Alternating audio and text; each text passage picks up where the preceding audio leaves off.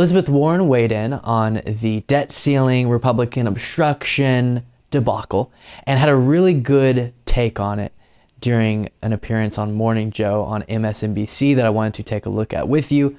Let's watch this and then we will discuss.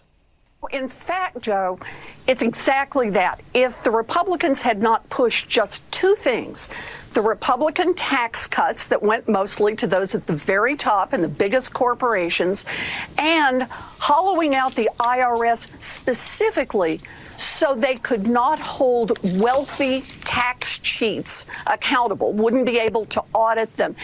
If those two things had not happened, then we wouldn't even hit the debt ceiling at any time during the first Biden administration. Think about that. This is a manufactured crisis. And the real issue at stake here is who's going to pay to run this government.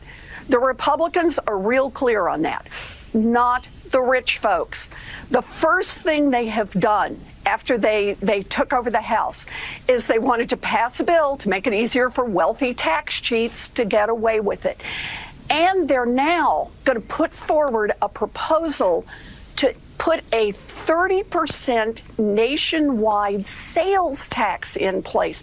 And that's on everything from rent to groceries to diapers to car repairs. And do what? Cut taxes for those at the very top.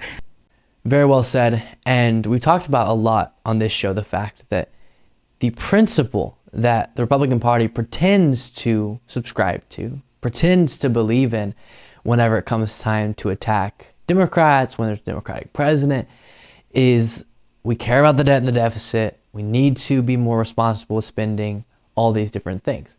But they don't actually consistently hold that principle. Over the last 40 years, it's been the case that Republican presidents oversee larger deficit increases than Democratic presidents.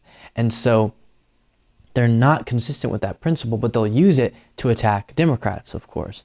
And when it comes time for them, when they're the ones in power, to give a bunch of money to the wealthiest in our society, to cut taxes for those at the very top, then they're perfectly great with the deficit being jacked up to the sky, as we saw under Trump. And I love that Elizabeth Warren is highlighting that.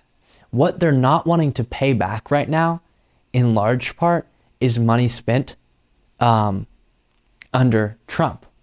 A lot of that is money spent giving money to the very top of our economic ladder.